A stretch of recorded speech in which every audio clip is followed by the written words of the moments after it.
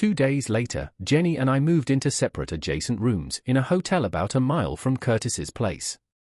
Personally, Jenny and I thought the police officers that were there to watch my back stuck out like sore thumbs, but we were expecting them to be there and actively looking for them. That evening, a couple booked Curtis and his Mercedes to take them to the hotel's restaurant for dinner. As Curtis pulled up outside the hotel, I was standing on the steps at the main entrance smoking a cigar. I pretended not to notice Curtis, but Jenny, who was watching from the hotel's lounge, told me later that he certainly not only noticed me but recognized me as well. Jenny said he stared at my back, and if looks could kill, I'd be on my way to the morgue. When Curtis turned up to collect his customers later in the evening, I followed them out. This time, I stared at Curtis as he opened the car door for them to get in. He did try to pretend that he wasn't aware that I was watching him. The plan had been that he would assume it was just chance I was outside when he arrived, but I had seen him and had been waiting for him to return. The customer was going to innocently tell him that I had been asking questions about their chauffeur that evening and had told them I wished to hire a limousine. Just after I got to my room, the connecting door opened, and Jenny came in with one of the officers on the stakeout. He was just about to knock off for the evening but agreed that Curtis had definitely seen that I was there when he left via Jenny's room. Jenny stayed. "I thought you said no all-nighters, Jenny," I said. "You know, when you think about it, Angela must be bloody nuts to get hooked up with Bill Simmons. What's he liable to do when he gets bored with her? That's an interesting point. I wonder if Angela's ever thought that one out," I replied. Jenny must by habit be an early riser. She must have started her wake-up John routine about 5 a.m. How her old man ever found the energy to lay that bleeding barmaid, I'll never understand. In the back of my mind, I think I was possibly glad that our ages were so far apart and there wasn't any real chemistry between Jenny and me. I'm damn sure that she would have sent me to an early grave. "Jenny, how well did you know Bill Simmons?" I asked as we were getting out of the shower. "Hardly at all. I'd seen him around the tennis club a few times." "Why do you ask?" she replied. "Just wondering if he'd employed you to kill me, that's all," I said, smiling at her. "Just for that, we won't do it again until after breakfast," she laughed back at me. Helen arrived as I was finishing my coffee in the restaurant. "Do you want any breakfast, Helen?" I asked as she slid into the seat opposite me. "No, thanks, just a coffee. I've already eaten." "I'm surprised that Jenny isn't sitting with you," she replied. "No, she's over there with her admirer, Bert. He's my bodyguard, so having him and his mate hanging around Jenny is good cover for them." "You think he fancies Jenny, then?" I asked. "Either that, or he's a damned good actor. You don't see a smile like that on a cop's face very often." "Does he know that you're sleeping with her?" she asked. "Oh, don't look so surprised, John. I wasn't born yesterday." Well," I spluttered. "Don't worry about it, John. I'm cool with it. You've been locked away from women for some time. In a way, it's a relief. From what I've been told, some guys turn a little ambidextrous after they've been inside for a few years," she said. "Well, I'm not one of them," I replied. "Calm down, John. I never said you were. I just said that it's nice to be reassured that you weren't, that's all. Anyway, down to business. Frank says that you should show up near Curtis' office around 9:30. Apparently, he does a regular morning run, then stops for breakfast in a cafe and returns to his house, office, or whatever you call that dump he lives in, around 9:40. Once you're sure he's seen you, come back here." I was leaning under the bonnet of my car, pretending to be doing something to the engine, when Curtis turned up. I watched him out of the corner of my eye as he kept taking quick glances in my direction. Once he was inside the office, he kept looking out through the blinds. I decided not to leave right away but hang it out for a while to make him sweat. It was about 10:10 when I left to return to the hotel. Someone, we assume it was Curtis, rang reception and asked whether you were staying here, Bert said when he joined Helen and me in my room just after I got back. He entered from Jenny's room, so I assumed he had a key because Jenny was still downstairs in the lounge. "Did they tell him?" Yes, the guy working on reception with the girl is my partner. We need Curtis to think he knows everything. Suddenly Bert's mobile rang, and he went into Jenny's room to take the call. He was back within a couple of minutes. Curtis is gone mobile, heading out of town, the boss, I assumed he was referring to Gary Harris, said. He left his place like he had a bullet up his arse right after you did. He tailed you for a while, probably to make sure you were coming back here, then made off up the London road. For the next 2 hours, we heard nothing. Bert had returned downstairs, and Helen and I sat and talked, mainly about her and my own children. She told me more about how she discovered that her husband was having an affair with his PA and how it must have been going on for some time before she caught on. Then Helen and I went down to have some lunch. It was while we were eating that I noticed Bert take a call on his mobile.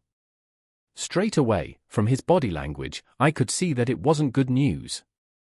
As we finished the meal, Jenny, who was also giving out bad vibes, caught my eye and then looked up. I gathered a parley was required in my room. Helen and I left the restaurant first, and we were in the room when Jenny arrived on her own. They lost the bugger in that bloody one-way system in Richmond, Frank told Bert.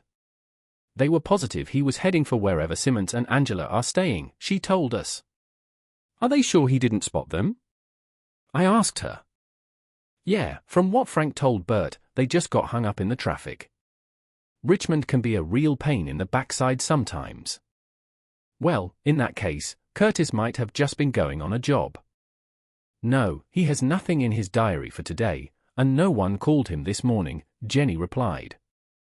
How the hell would they know that? I asked. Gary and Frank have been flying pretty close to the wind on this one, John, Helen said.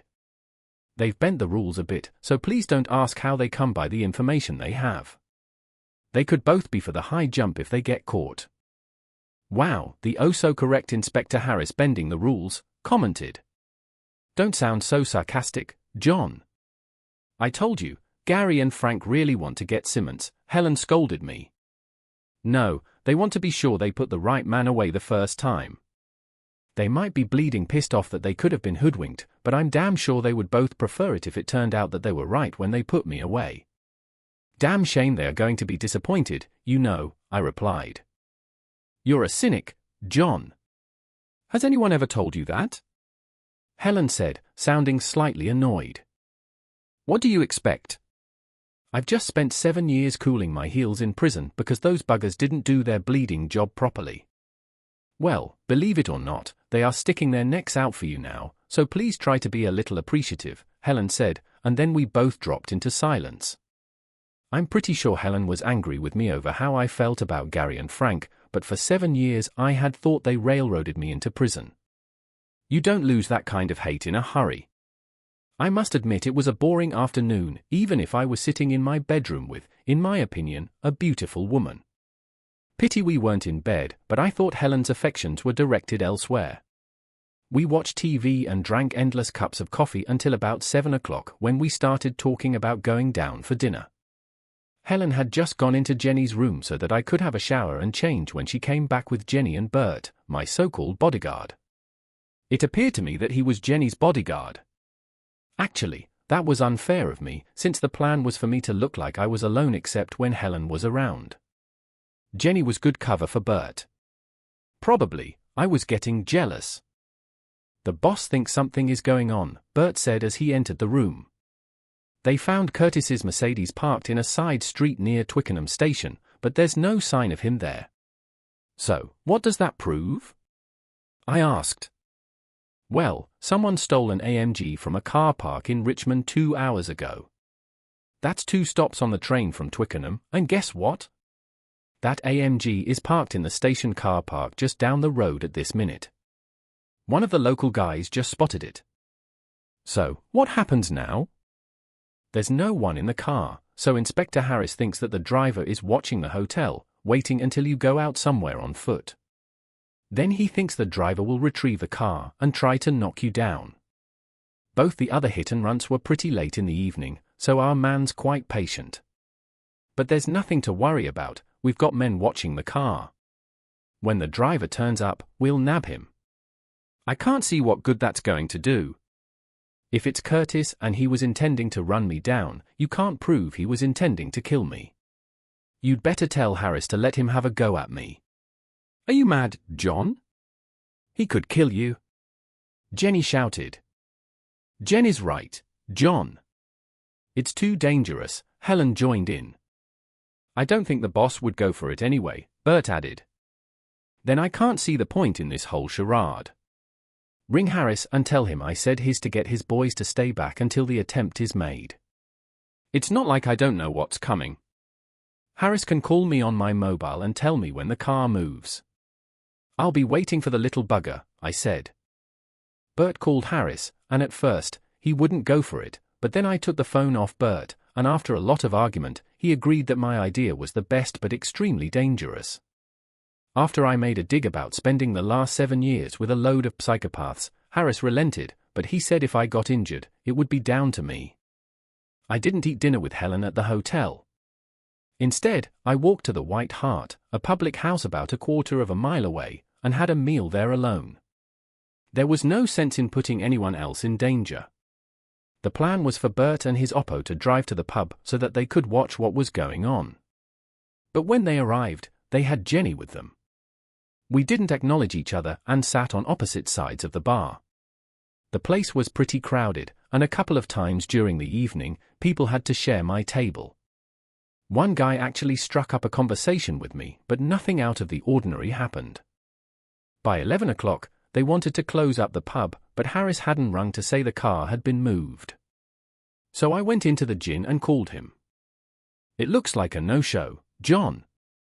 You might as well give up and go back to the hotel, Gary suggested. As I came out of the gin, I could see Bert talking on his mobile, so I guessed he was talking to Gary or Frank. Bert and my eyes met for just a second, and that told me he knew I was about to walk home. We couldn't communicate, just in case someone was watching me. They actually finished their drinks and left the bar before I did. When I got outside, I could see the three of them standing by the car, talking. To my mind, no one watching would have suspected they were police. I began the walk home along the deserted pavement. I suppose I'd gone about 50 yards when I heard what I assumed was Bert's car starting up. But I don't know why I knew that something wasn't quite right. Then it struck me that the vehicle, which I was only hearing remember as it was behind me, began to move. But it didn't reverse. Bert would have had to reverse his car to get it out of the car park by now. The sound of the car was getting louder, too loud. That thing's moving, I thought to myself. Then a car horn sounded in the distance, and I realized that Bert had seen the car that I could hear. I turned on my heel just in time to see the car that had no lights on mount the curb. It was maybe 15 or 20 yards away and coming straight at me. As I turned, I realized there was nowhere for me to go, a blank wall beside me with no doorways or anything to dive into. Any second now, that car was going to hit me, and there was nothing I could do about it. I'm not sure whether it's the sudden burst of adrenaline hitting your brain that causes it, but in situations of danger like I'd suddenly found myself in, everything appears to go into slow motion. I could see the car coming straight at me. I can even remember thinking that I couldn't see who was behind the wheel because it was so dark. Just for a millisecond, the thought that I could dive to the side just before the car struck me entered my head. But at the same time, I realized that this wasn't an accident. The driver could just turn the wheel slightly and run over me while I lay on the ground, or even stop and reverse the car over me. Where the hell I got the idea of jumping over the damned car from, I really don't know. But as the car got close, I took a step or two towards it and then launched myself into the air. Then things get a bit hazy in my memory. I'm pretty sure I landed with one foot on the bonnet, with the intention of pushing myself higher. But the car was traveling so fast that I was thrown into somewhat of a spin. I can remember striking the car's roof with my shoulder and rolling onto my side, then slipping off the rear end of the roof and bouncing off the boot lid. As I did so, the next thing I was aware of was laying on the ground, looking up at Jenny crouching over me. "John, how badly are you hurt?" Jenny asked, with a very concerned look on her face. I can remember lying there, wiggling my toes and fingers. Everything appeared to work as it should do, but I knew I'd given my shoulder one hell of a bang somewhere along the way, most likely when I first hit the car's roof. I was aware of nothing that appeared to be broken.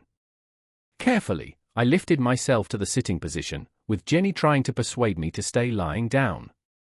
"Christ, Jenny, I think I got away with it," I said to her in astonishment. "You know, for a minute there, I thought I was about to meet my maker." "Where's Bert?" "They went after the car that hit you." "Ah, here's the ambulance now." "I don't need an ambulance. I'm fine, just a couple of bruises, that's all." "John, you were unconscious for about 5 minutes, and you've got a nasty-looking bump on the back of your head. You're going to casualty whether you like it or not." Jenny was definitely in mothering mode, and I really wasn't in any condition to argue with her.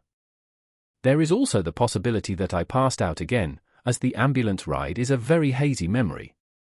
The next thing I remember, I was in casualty. I expected Harris or some other police officer to turn up in casualty, but for a long time, the only people I saw were a couple of part-time specials and Helen. Jenny, of course, had come in the ambulance with me. Poor Helen had trouble getting past the specials until Jenny had intervened, so I gathered the specials were supposed to be my bodyguard. Christ, the hospital staff went through the book on me, x-rays and just about everything you could think of. After much pulling and pushing me around, they treated the few minor grazes I had and diagnosed a concussion, to be precise, mild concussion, they said. "What the hell happened?" I asked Jenny when I finally began to get my head together. "I thought Harris said that car didn't move." "Apparently, it didn't," Jenny replied. "It was a different car completely from what the special constable says. Just about every available policeman in the county is out looking for it now." "What? They lost the bleeding thing?" "Well, we assume so. It was out of sight before Bert got his car out of the pub car park," Jenny replied. Helen, who had said nothing, was sitting on the other side of the bed, and I suddenly became aware that she was holding my hand. Actually, it was only when I went to scratch my nose that I realized that I didn't have a free hand to do it with. Jenny was holding my other hand. That was a big problem for me. Which hand did I release to scratch my nose? After thinking about it for a couple of moments, I decided to let my nose itch. It was taking my mind off the other aches and pains and the damned headache I had. I wouldn't want to upset either woman. Thoughtful bugger, ain't I? Then a doctor and nurse came in. I think the doctor was the guy who'd been in charge of my treatment earlier. "Sorry, ladies, I'm going to have to ask you to leave the patient alone. The best treatment for concussion is rest and sleep, so we're going to administer a sedative now," the doctor said. Great, I thought to myself. I'm the bleeding patient, and he's telling the girls what he's going to do before he even asks me whether I want a sedative. I discovered later that I'd been more out of it than I thought and had been what the medical staff kindly refers to as a difficult patient. Apparently, I'd assured everybody that I was fine and that I was going home. I'm not too sure that the sedative worked that well at first. Perhaps there was a lot of adrenaline still in my system and interfered with the result the doc was expecting.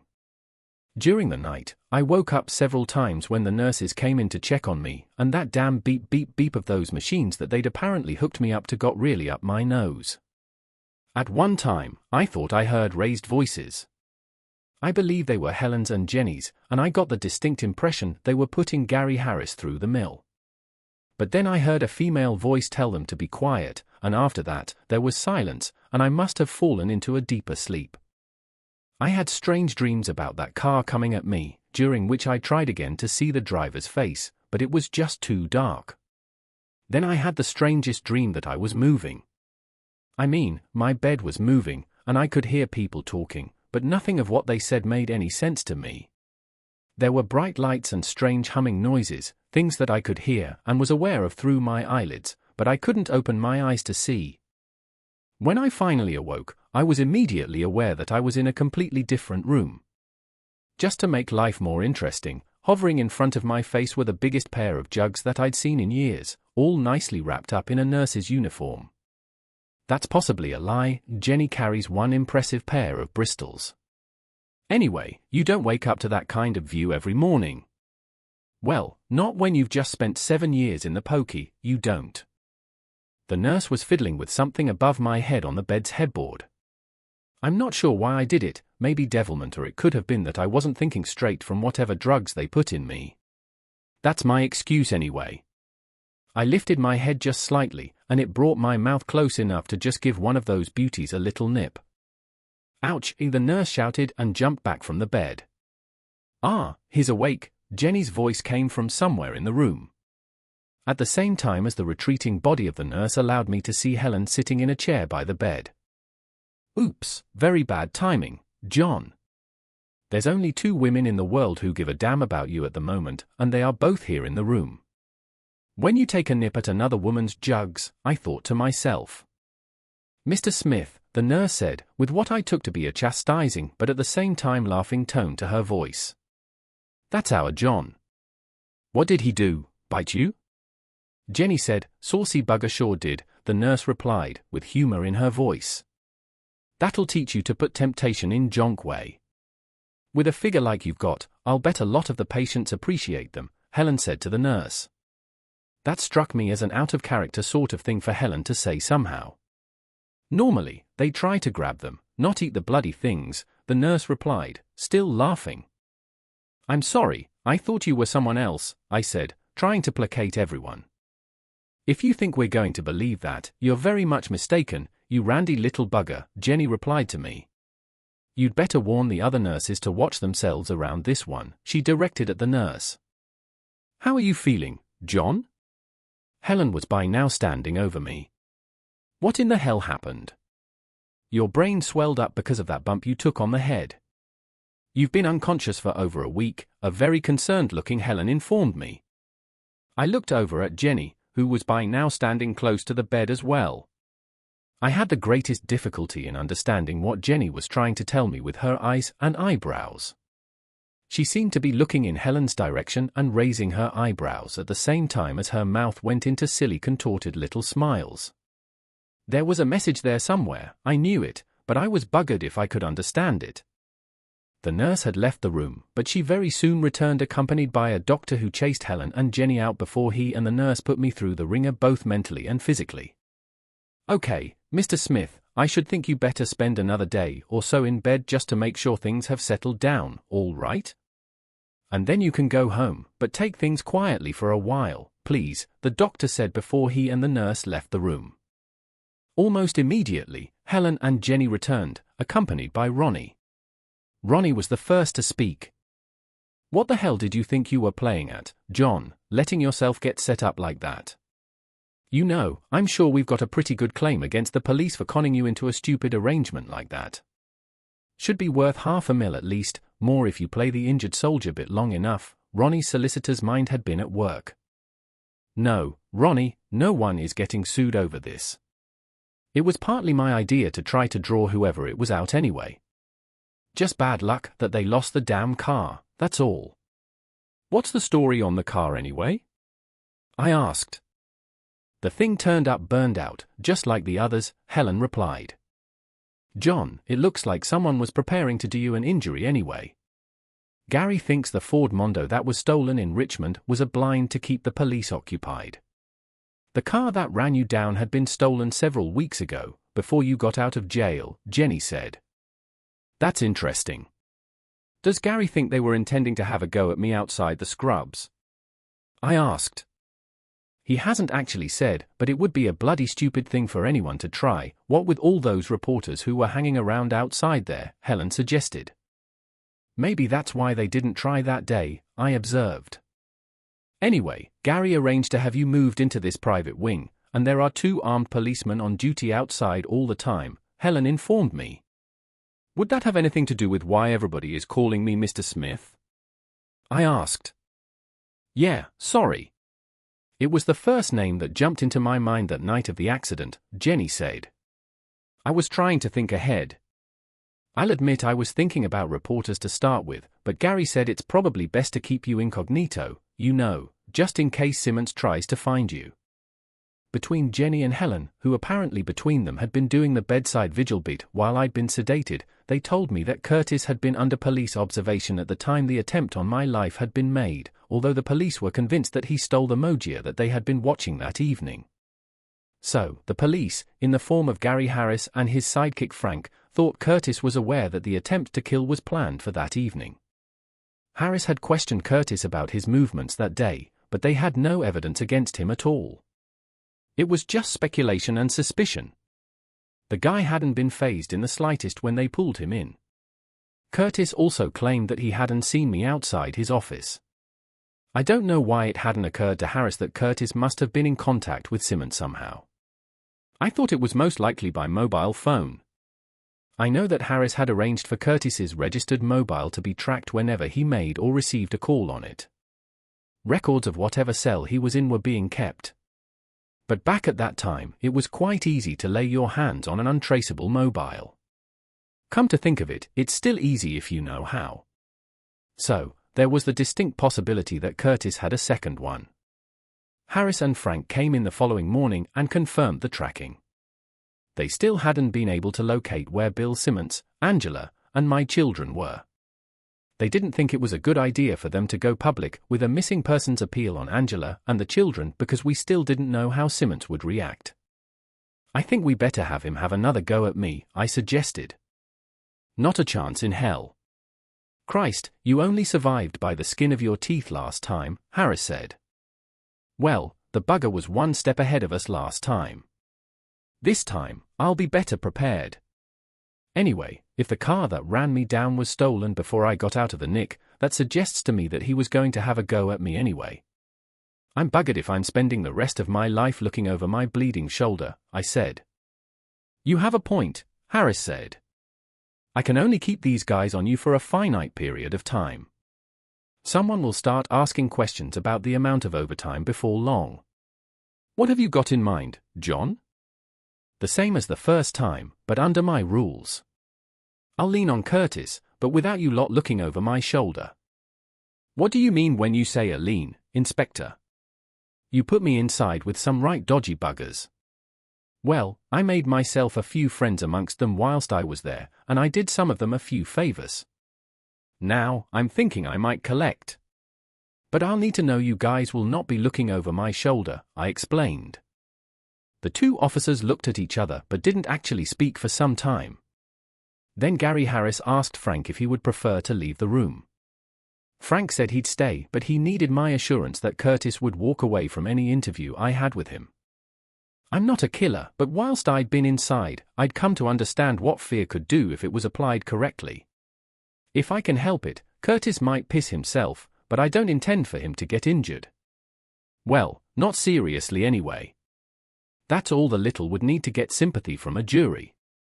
I'd much rather see him rotting in a jail cell for a good few years than have him get off because he was busted up too much, I told them. I can't give you carte blanche to do anything you feel like, John, Harris warned me. Gary, you wouldn't be giving me carte blanche. You'd just be keeping out of the way. If the guys I'm hoping will help me smell a policeman, they'll disappear. I'll call you before the hit's the fan, I assured him. There was a certain reluctance on both Gary and Frank's part, but they eventually agreed to call the hounds off, although they insisted that the police guard stayed on me while I was in the hospital. They also insisted that panic buttons were installed at the cottage. I didn't bother to inform them that I wasn't going back there for a while. After Gary and Frank left, Jenny came back into the room. I realized I'd been thinking of myself a lot and neglecting her a bit. Jenny, have you been here at the hospital ever since I got knocked down? I asked. Most of the time, yes. I had to make sure they were looking after my boy properly, she replied. What about your husband? Surely he must be pretty pissed off that you've spent so much time here? Screw him. His history. I caught him with that little 304 in my bloody bed. I hope you don't mind, I moved into one of the spare rooms of the cottage for the time being. Helen helped me. Mr. McIntosh said it would be all right. Of course, it's all right. Sounds to me that you're well shot of the bugger anyway. Now, give us a kiss, then call Ronnie and tell him to get his ass up here. I've got some things for that bugger to do before I get out of here, Jenny said. Helen popped in later, but she couldn't stay long because she had work to do. Ronnie turned up about 3. I asked him to drum up $5,000 in cash and another car. Then I asked him to write me a will. Well, not exactly a will. On paper, I was virtually bankrupt, but I let him know that should I not make it, he was to split my money 3 ways, 1/3 each to Jenny, Helen, and my kids after he'd taken his commission, of course. And the children weren't to see a penny until after. There was no chance Angela could get her hands on it. I also asked Ronnie to make a few calls for me, suggesting they should be made on a secure line. Ronnie got my meaning, so I knew that the calls would be made on a phone that couldn't be traced back to either of us. It was another 3 days before the doctors finally deigned to let me out of the hospital. I left in the comfort of a laundry van. Although the police were convinced that there was no one watching the hospital, I didn't think it was worth taking any chances. Helen and Jenny picked me up at a prearranged place on the road. Then they dropped me at a different, rather grand hotel later that evening. After I had insisted that both women leave, I had visitors. 3 rather large guys joined me in my suite. After discussing my problem for a while over a few drinks, the guys came up with a simple plan to get Curtis alone. They'd simply hire him to drive them somewhere and then grab him when they were somewhere quiet. After a phone call or 2, they even came up with a good place for us to have our little chat, a warehouse in East London, down by the river. "There's a doorway right over the river," one of the guys said. "All you got to do is talk about Thai times and bodies getting washed out into the channel and the buggers themselves." "You've done this sort of thing before?" I casually asked, more out of making conversation than anything. "Yeah, not clever dropping bodies in the Thames though. The damn things hang around too bloody long. They keep washing backwards and forwards with the tide. Anyway, the idea is to clean the Thames up nowadays, not drop in it. You know, they found a salmon in the river the other year, and the boffins are hoping they'll breed in the river again one day." Rather a surreal conversation to be having, I thought. The disadvantages of polluting the River Thames by dropping dead bodies into it. But it turned out the guy was a keen fisherman. I did wonder, though, just where these guys did dispose of dead bodies. They certainly appeared to know the ins and outs of doing so. The rest of the evening was spent discussing old times and how the guys were getting on the outside. It was gone for in the morning when they finally left. I think they only left then because the booze ran out. Needless to say, I needed another of Jenny's mixtures. When I finally woke the following day, Jenny had come into the room early and spotted all the Scotch bottles, then promptly headed off to find the required ingredients. After insisting I eat a late breakfast in my room, Jenny decided it was time I had a shower. And we played a bit. The woman nearly killed me that afternoon. She claimed she'd gotten used to plenty of sex and had been missing me. Well, I don't think she was missing me so much as a certain part of my anatomy. Anyway, she damned well nearly wore it out. I couldn't get it up again, no matter how much she tried. "I don't want you getting all excited around Helen tonight and scaring the poor girl away," Jenny said. Then she informed me that Helen was joining me for dinner that evening. "Johnny, that woman's got the hots for you, you know. She's a bloody good catch, and you should go after her, damn it. Jenny, I'm pretty sure Helen's got her eyes on Frank. What is it with you?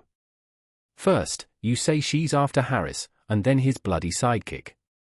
Johnny, she's sweet on you, I know. I'm a woman.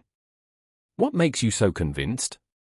I asked, curious whether Jenny would say, woman's intuition. "Well, she's bringing her children tonight, and she wouldn't do that if she wasn't after you. She's letting you and her children look each other over to see how you take to each other. And secondly, she told me when you were sedated. You can't have better than the horse's mouth. Oh, don't tell her I told you. I promised not to tell. You told me after you promised her you wouldn't."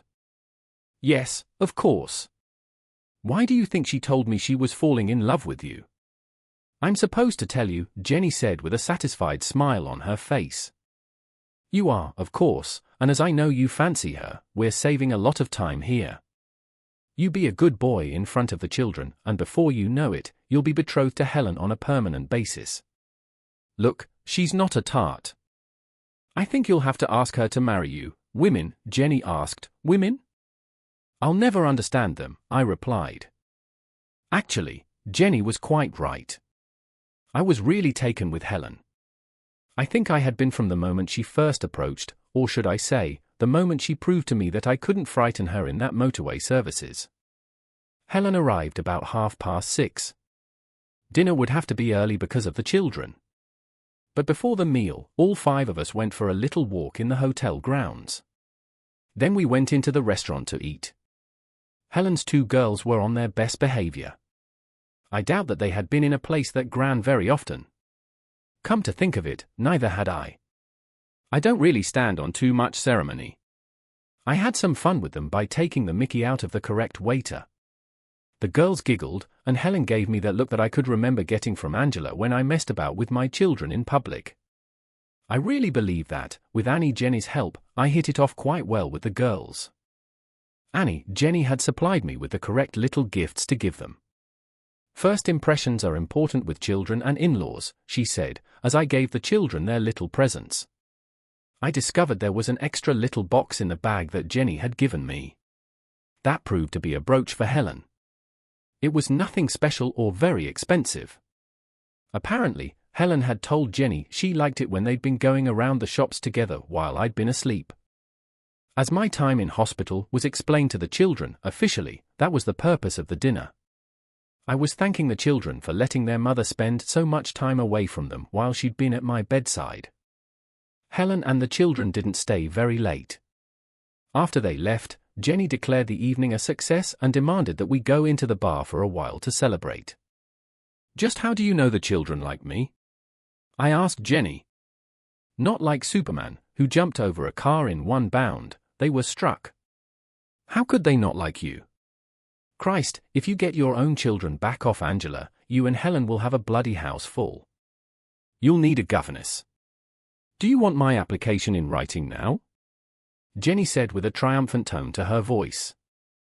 Give over, Jenny. I hardly think the boys have been standing by the car talking about how we're going to dispose of his body. I reckon he'll be ready to tell us anything for the chance to get out of here alive. Now, we've checked that he won't be able to see you in here, but you should be able to hear him.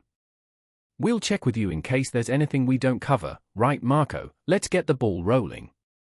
The 2 gorillas and my friend left the office. They went over to the car, opened the boot, and dragged a terrified-looking Curtis out of it. The beginning of the end. The 2 gorillas and my friend left the office. They went over to the car, opened the car's boot, and dragged a terrified-looking Curtis out of it. My friends had come up with what I thought was a pretty strange plan on how to get the information we wanted out of Curtis, but I should imagine that the experts at the Met, at one time or another during their lives, had questioned them all. So, those experts had effectively trained them, only normally they'd have been on the receiving end of the questions.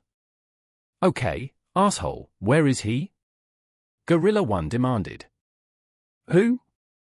I don't know who you're looking for, Curtis blurted out.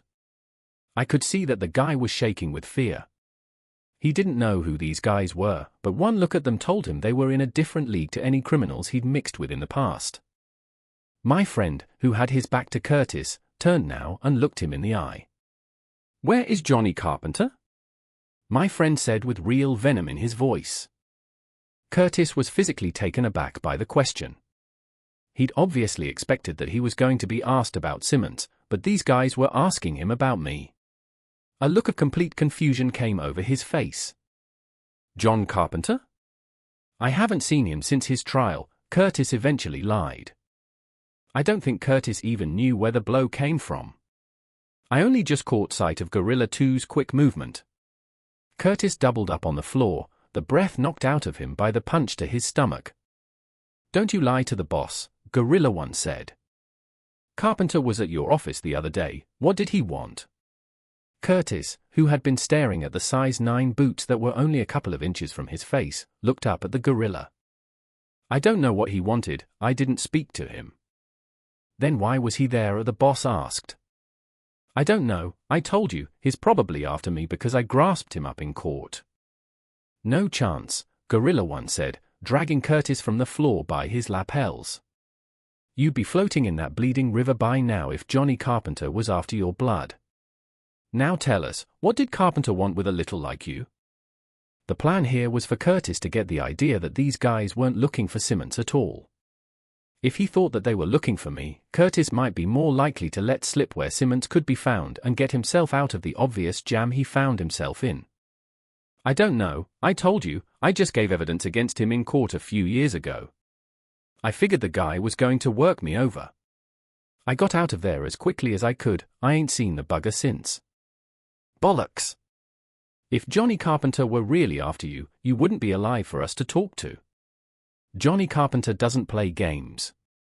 So, what did he want you to do for him and where has he gone now? The boss asked the now quivering Curtis. I told you, I never spoke to him. I think he was trying to put the frighteners on me. Why would he want to do that? The boss asked. I'm not sure, perhaps he's looking for his missus, she ran off on him, you know. Tell me more. If he's looking for her, then that's probably where we'll find him. But why would he think you knew where his missus was anyway? I don't know where she is. I think she shacked up with the husband of the woman Carpenter knocked off, that's all I know, Curtis gasped out. Curtis was sounding even more desperate now as Gorilla 2 had produced a jimmy from somewhere and was tapping it against the palm of his hand. Curtis was eyeing the thing thoughtfully.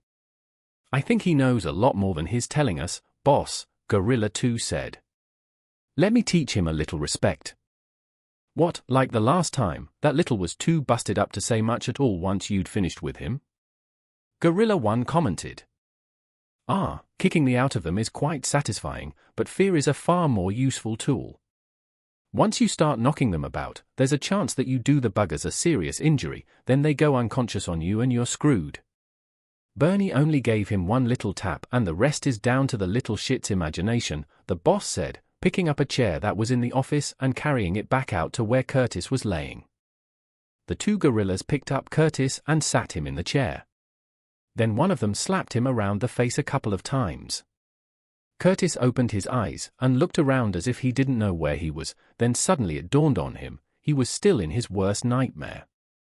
Just for a moment, I thought he was going to try to make a run for it, then he seemed to change his mind. Right, you were telling me about this guy that Carpenter's old lady is shacked up with, where can I find him? The boss demanded menacingly. Honest, I don't know, down near Southampton somewhere, I think. And what makes you say that? The boss asked in a much more gentle tone of voice. I got the idea of what he was up to. When Curtis was answering his questions, the boss sounded quite amicable. If Curtis didn't come up with the answers, the boss and the two gorillas sounded quite terrifying. Curtis didn't answer for a few seconds. I believe he was thinking whether he dared lie to this man, then after looking at the two gorillas again, he explained, every so often, Simmons calls me and asks me to steal a car for him. I don't think he's got the guts to nick one for himself. I nick one from in town somewhere and then leave it in a car park down in Southampton for him to collect. What does he want stolen cars for? Don't know, don't ask. He pays up front, that's all I worry about. But he's got to live down that way somewhere to pick the cars up and normally my cash turns up in the mail with a Southampton postmark, he pays you in cash through the post. Yeah, the money's normally in a cassette case or something, stuffed into one of those padded envelopes. How come he's got you nicking cars for him? I done a job for him some time back, and since then, he's been getting me to nick the odd car now and again for him. What job did you do for him? Curtis again looked at the three big men standing around him. Look, you don't like Carpenter, so it can't hurt telling you. Simmons fitted Carpenter up for his wife's murder. I swiped a bottle of champagne and a couple of glasses from the hotel and gave them to Simmons, then somehow he got Carpenter's fingerprints on them and put them back in his wife's room the night she was murdered. She always had champagne when she met her boyfriends in the hotel, so Simmons knew she would order a bottle. I delivered the champagne when she called down for it and told the police I'd seen Carpenter in the room with her. Who was in the room with her? Curtis paused his speech as though pondering. No one was in the room when I delivered the champagne, there never was when she ordered the champagne. Only, I suppose there could have been someone hiding in the bathroom. She never invited me to stay that night, normally she would make some suggestion, but you'd never taken her up on her suggestion then, only once when I don't think her fella turned up. Look, I was working, I couldn't disappear into her room all bleeding night.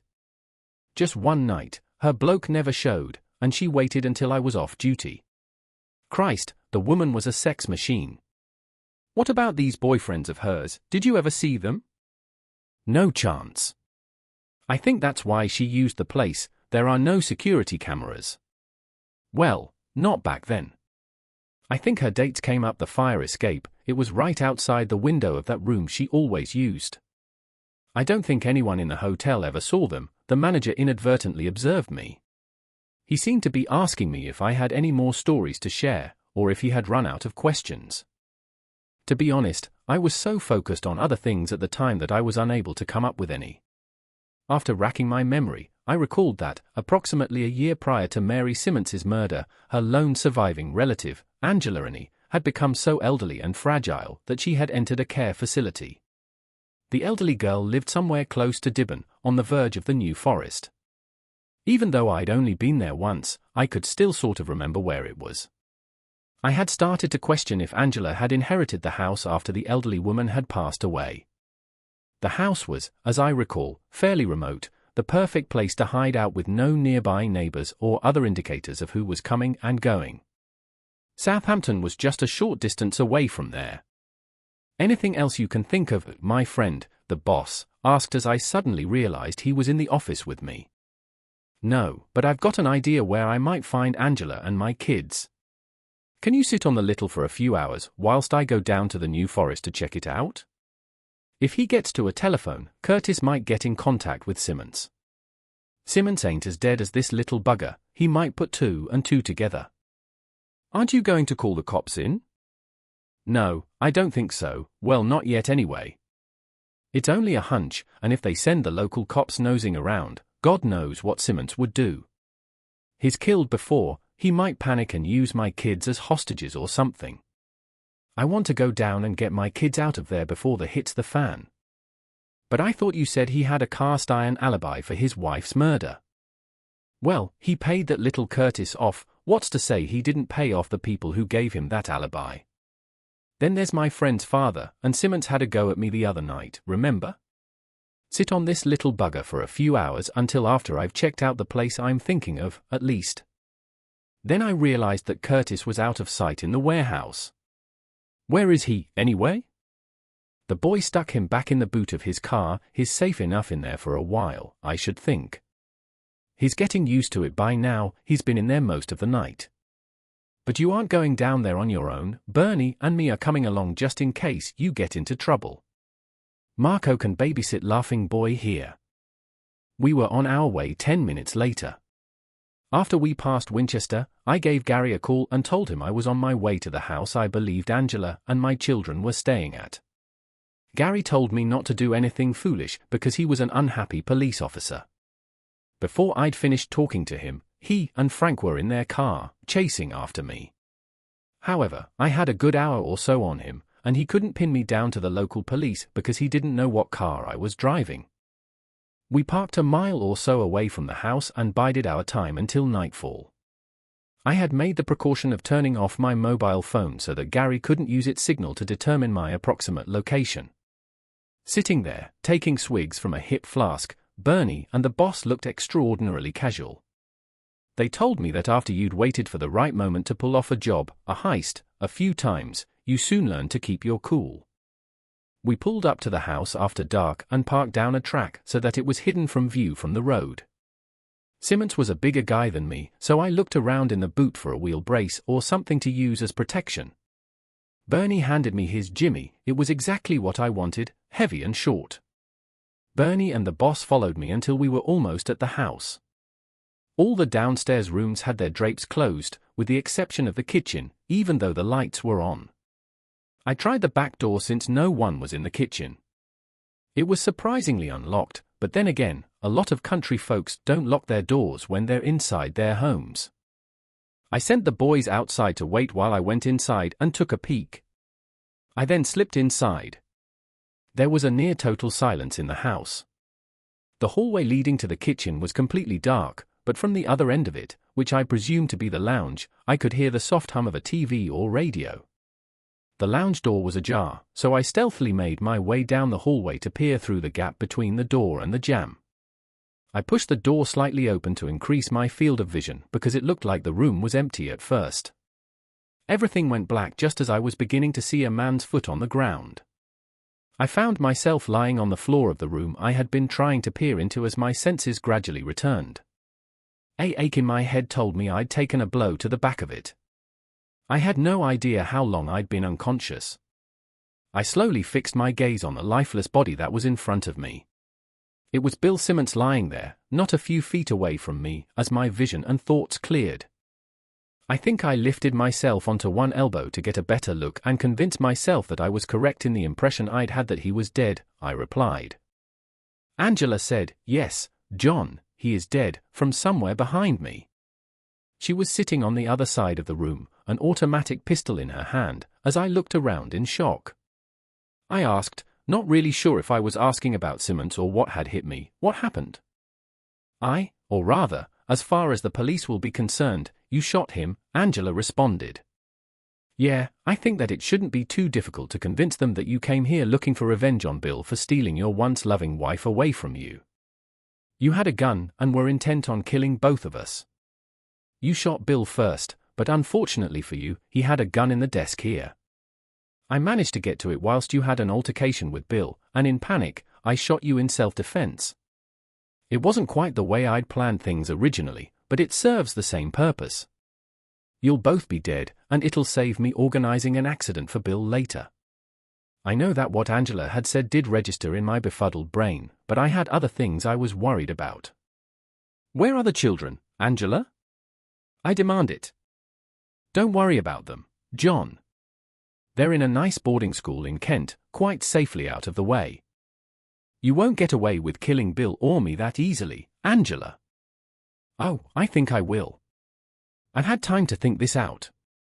This gun is automatic, and as far as the police know, I've never fired a gun in my life before. I intend to spray bullets all over the room in a very random fashion. I've thought about this carefully. It will be one of those random shots that will kill you. It'll be an accident, of course, just a poor, frightened, defenseless, panicking housewife defending herself from a very jealous, vicious murderer of a husband who's already been convicted of killing Mary Simmons. I think I can convince a jury of that, even if I can't convince the police." "But why? What's the point in all this? Why was it necessary to kill Mary and frame me for it in the first place? You and Bill Simmons could have just run off together." "Oh, Johnny, you never did understand me, did you? I didn't give a damn for Bill Simmons. Christ, he was never very good in bed, I can assure you of that. Hey, maybe that's why Mary was always running around on him. You see, Johnny, it was the money I always wanted. With all of Mary's money as well as yours, I can enjoy the nice life I've always dreamed of down in the south of France." "Is that what all this was about? Money?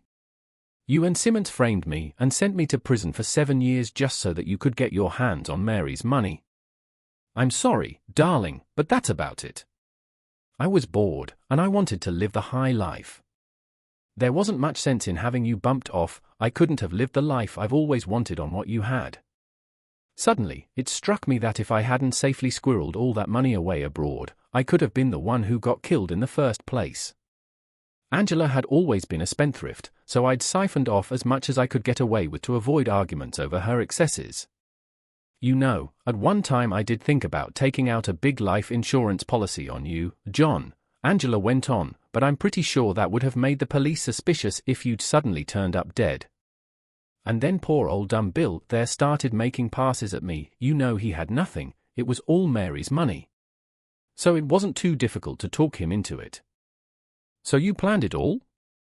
"Yes, you didn't think Bill there had the brains or the nerve to murder Mary, did you? Christ, Angela, you stabbed Mary Simmons. You killed Sheila Thomas and George Caffrey as well. And it was you who tried to run me down the other day. That's why I couldn't see who was driving the car that night. You were so low down in the seat. Yeah, the girls at school always did call me Ushter, you know. You're not going to get away with this, Angela. Not this time. I was stalling for time by then. I reckoned the boss and Bernie couldn't be far away.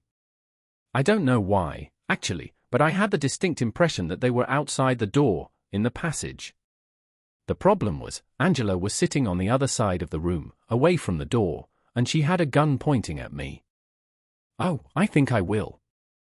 John Carpenter, the convicted murderer, gets let out of jail and hunts down his ex-wife and her new love. I can see the headlines in the Sunday papers now. I should imagine that I'll lay my hands on whatever money you had left after the divorce as well. After all, the children are your next of kin, that and all Mary's money that Dumbo Bill here put in numbered Swiss bank accounts. I've got all the numbers and passwords, by the way. Angela was waving a document she had with her other hand toward me. Bill was hopeless at paperwork. I should be set up very nicely for the rest of my life, thank you. There's one thing I don't understand, Angela. Why did you wait until I got out of jail? Why didn't you and Simmons just run off and disappear whilst I was in prison? Darling, Bill was a dumb idiot. That's one thing that I knew you never were, except when I married you. I responded, whoa, that wasn't a very nice thing for a loving husband to say, John. Angela said with a weird smile on her face, anyway, I knew that you'd track me down one day. You're no fool, although it was a bit stupid of you to come sneaking around here on your own. Anyway, I had no intention of spending the rest of my life looking over my shoulder, waiting for you to be standing there one day. I knew that if I attempted to move or stand up, Angela would probably shoot me straight away. I had to distract her somehow and keep her talking long enough for the boss and Bernie to realize what was going to happen and, I hoped, do something about it. I put my hand to the back of my head and felt the large bump there where I assumed Angela had hit me and knocked me out. Jesus Christ, girl, what the hell did you hit me with? I asked. As I did so, a wooden rolling pin. The normal little woman's weapon, remember? I'm just a scared little housewife who married a crazed killer, Angela replied. What was that?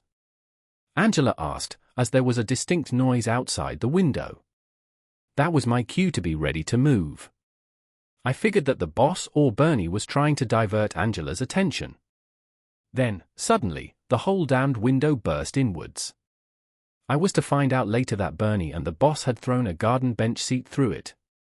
I tried to duck behind the couch as best I could, but Angela pulled the gun on me almost simultaneously. I never felt the impact, but the damn bullet must have gone through the sofa arm and struck me in the side of the head with a glancing blow. All I could remember was some hazy memories of someone yelling, "Armed police! Put your weapon down or I'll shoot," and then everything went crazy with what seemed like a ton of gunshots coming from all directions. I later found out that this person was Gary. Then nothing. I don't know if I was unconscious at the time, but after that, I sort of lost my bearings. I opened my eyes and looked up at the boss leaning over me. "Don't move, you've been shot in the head," he said, taking a few moments to examine my head. Then, I became aware of the boss asking, "Johnny, are you okay?" "Oh, don't panic, it looks like nothing more than a graze. The ambulance is on its way." "Angela?" I inquired. Gary's voice came from somewhere, saying, "I had to shoot her, but I'm afraid she's dead, John." Knowing that killing people isn't why a man like him joined the police, I apologized to Gary. "I did my firearms training, John. I'm certified to carry a gun, and I've always known there was an outside chance that I'd have to shoot someone one day. I never thought it would be a woman, though. Christ, this is going to be a bloody mess.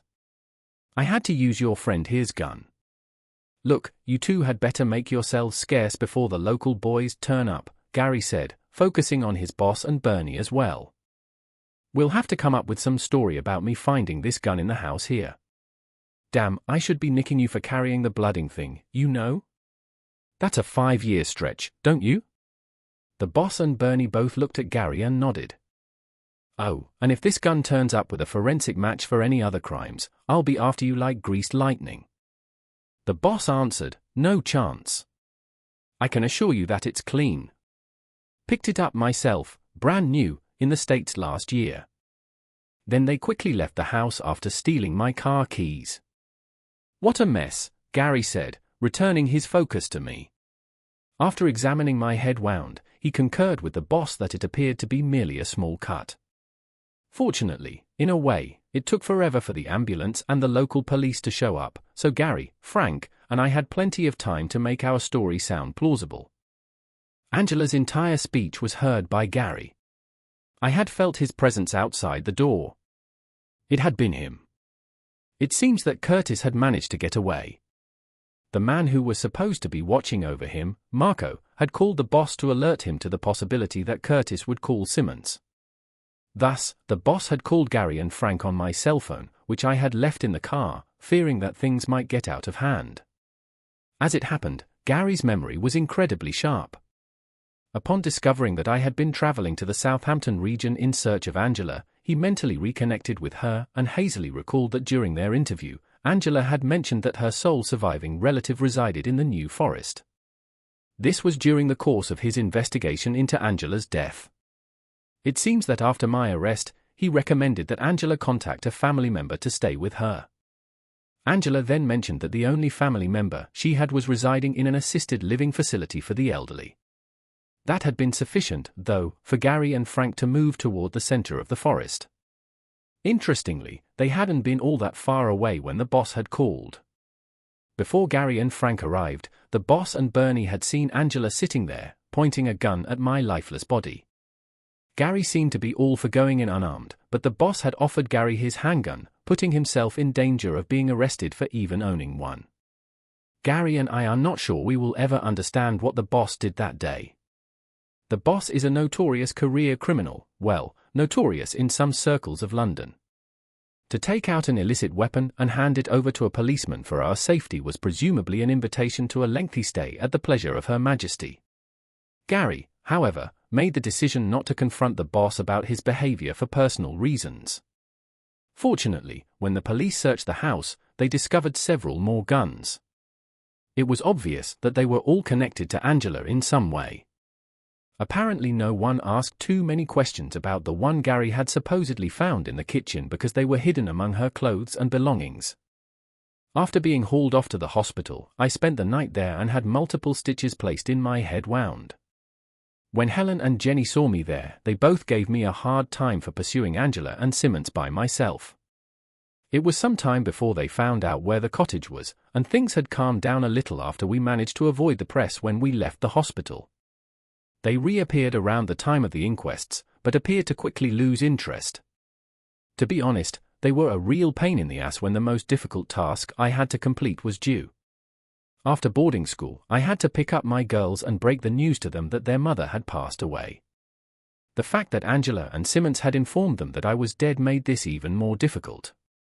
The kids, who detested that damn school, helped a little. But all in all, I don't know if I could have done it without Helen and Jenny's support and the assistance of the local police, who did their best to keep the media and tourists away from the cottage. When the kids started attending the nearby school, the boss also put on what he liked to refer to as some security, which came in handy. Remember that Jenny, who was already residing at my house, served as a governess to both the kids and Helen's kids when she brought them along for her frequent visits. Unexpectedly fast, the appeals court overturned my murder conviction. That's what they had to do, though, before I could regain custody of my kids. That was ensured by Gary's account of what Angela had said that day. Curtis disappeared without a trace, but Gary believes he will return at some point. He will be charged with perjury and perverting the course of justice, at the very least. Gary is unsure if he will be found guilty of accessory to murder after he stole the vehicles that Angela used. Even though Jenny and I had stopped having sex by then, there were still times when she would sneak into my room at night when the kids were asleep. But as time passed, Helen and I realized that Jenny's charms were not entirely universally appealing, and that there was a second party interested in her. One of the policemen who had been assigned as a bodyguard at the hotel, Bert, started making frequent appearances in his patrol car to have coffee with Jenny. Jenny informs me that she will not accept Bert's proposal of marriage until the children are of legal age. Hell, she didn't even go out with Bert until after her divorce was finalized. Well, and she hasn't even said how old bold enough is. I get along well with Helen, for the most part. A few months after things had calmed down, she moved in with her kids, and we discussed getting married. We're both probably content to take our time because we were both badly bitten once. Finally, let's talk about Mary Simmons' money and its whereabouts. The piece of paper with the numbers from those Swiss bank accounts on it that Angela had waved under my nose. That night, for some reason, it had vanished from the house. Almost a year had passed when I received an unexpected visit from the boss one morning. When we arrived at the pond, he pulled out that piece of paper and suggested that we take a walk in the garden. Now, I didn't give this to you earlier because we needed to let things calm down a bit. All there needed to be was another one of these lists in the house somewhere, and the law would have been all over you when you tried to access the accounts. I'd leave it a bit longer before you move the money about, and don't move too much at once. Good luck, my boy, and thanks for what you did for me on the inside. I've never found out what I was meant to do for the boss when I was in the nick. Listeners, life goes on. Don't forget to like, share, and subscribe, and feel free to leave your comments below.